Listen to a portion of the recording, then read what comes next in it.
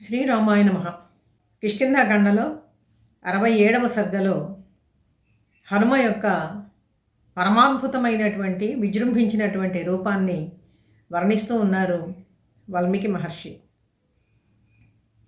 సముద్ర లంఘనం చేయటానికి హనుమ ఎంతగా తన రూపాన్ని పెంచాడో, ఆకాశమంతా మహాపర్వతమంతా ఎత్తుగా ఏ విధంగా పెంచాడో, ఆయన ఏ విధంగా మాట్లాడాడు, వానరులందరికీ కూడా ఏ విధంగా అభయ ప్రదానం చేశాడు, ఈ విషయాలన్నీ కూడా 67వ సర్గలో కిష్కింధాకాండలో చక్కగా మనకి కళ్ళ ముందు కనిపించేటట్లుగా మహర్షి వర్ణించి చెప్తారు.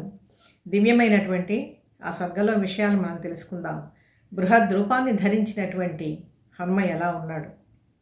జాంబవంతుడు హనుమ యొక్క పరాక్రమాన్ని, ఆయన యొక్క దివ్యమైనటువంటి జన్మ వృత్తాంతాన్ని తెలియజేయగానే మంత్రాధిదేవత ఏ విధంగా విజృంభించి తన దివ్య రూపాన్ని ప్రదర్శిస్తూ ఉంటుందో ఆ విధంగానే ఇక్కడ హనుమ కూడా అద్భుతమైనటువంటి రూప ప్రదర్శన చేయటం మొదలుపెట్టాడు. స్తోత్రం చేసే కొద్దీ కూడా మంత్రాధిష్టాన దైవతము వృద్ధి పొందుతూ ఉంటుంది. అదే విషయాన్ని ఇక్కడ ధ్వనింపచేస్తూ ఉన్నాడు మహర్షి. సంస్తూయమానో హనుమాన్ వ్యవర్ధత మహాబలః సమావిధ్య చలాంగూలం హర్షాచ్చ బలమేయినాం. సంస్తుతి చేస్తూ ఉంటే ఆ విధంగా హనుమ పెరుగుతూ ఉన్నాడు.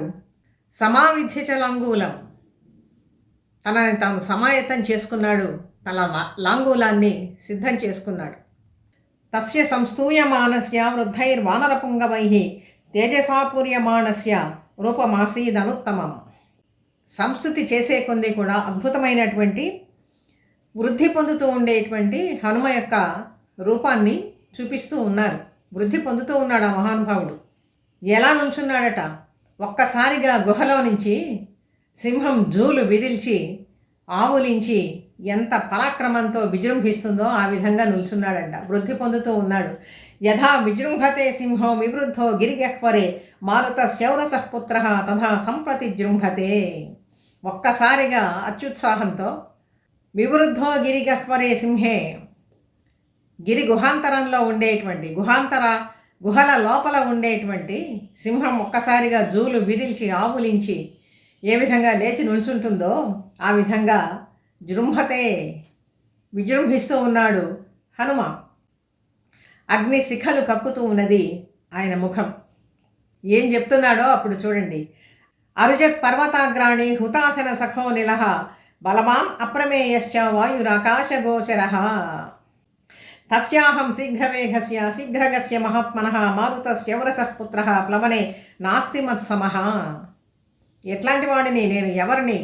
మారుతస్య వరసః పుత్రః, పర్వతాలను సైతం ఎగరగొట్టగలిగినటువంటి వాయుదేవుడి కుమారుడను నేను.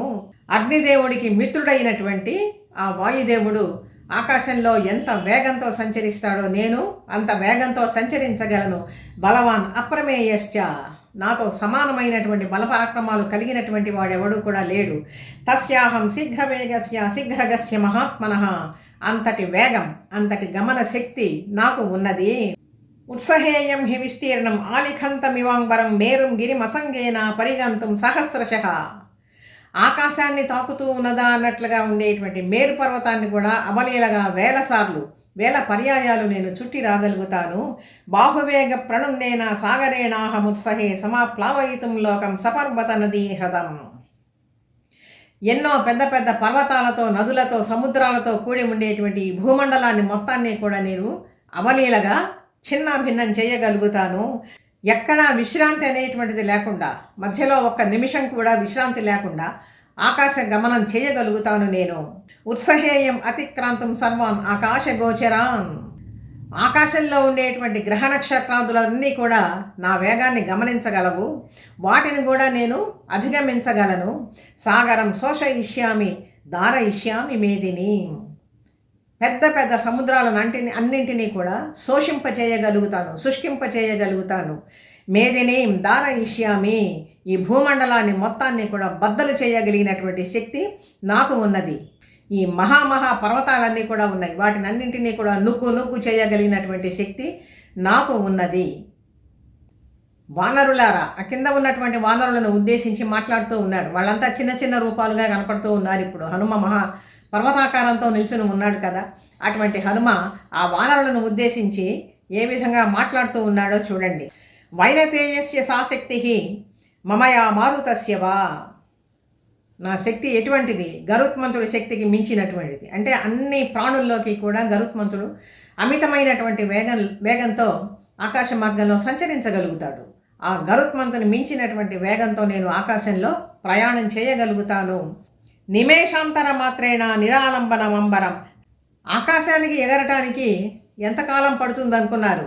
నిమేషాంతర మాత్రేణ, కనురెప్పపాటులో సగం కాలంలోనే నేను గొప్పగా విజృంభించి మహాకారంతో నేను ఆకాశంలోకి ఎగరగలుగుతాను.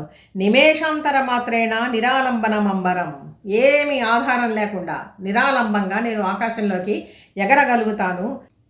ఆకాశంలో ఎగిరేటప్పుడు నా రూపం మీకు కింద ఎలా కనపడుతుంది, నా నీడ ఎలా కనపడుతుంది అంటే, ముల్లోకాలని ఆక్రమించడానికి త్రివిక్రముడై ఆవిర్భవించినటువంటి శ్రీ మహావిష్ణువు యొక్క రూపం అంతగా నాది మీకు కనపడుతుంది అని కూడా ఇక్కడ హనుమ చెప్తూ ఉన్నారండి.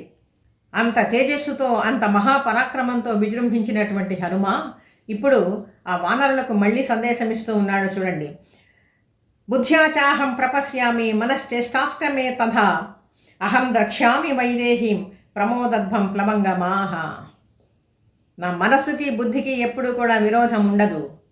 నా బుద్ధి చెప్పినట్లుగా మనస్సు నడుచుకుంటూ ఉంటుంది అని చెప్పి ఇక్కడ స్పష్టం చేస్తూ ఉన్నాడనమాట. నా బుద్ధి ద్వారా నిశ్చయించుకున్నటువంటి కార్యాన్ని నేను సఫలీకృతం చేస్తాను. అహం ద్రక్ష్యామి వైదేహీం. తప్పనిసరిగా సీతమ్మ తల్లిని నేను చూస్తాను. ప్రమోదధ్వం ప్లవంగమాహ. మీ అందరికీ కూడా ఆ సంతోషాన్ని నేను చేకూరుస్తాను అని ఇక్కడే అభయ ప్రదానం చేస్తూ ఉన్నాడనమాట ఈ వానర వీరులందరికీ. వీళ్ళందరూ కూడా ప్రాణభీతితో అల్లల్లాడిపోతూ ఉన్నారు కదా, ఆ ప్రాణ భయంతో ఉండేటువంటి వానరులకు ఇంతగా అభయ ప్రదానం చేస్తూ ఉన్నాడు హనుమ.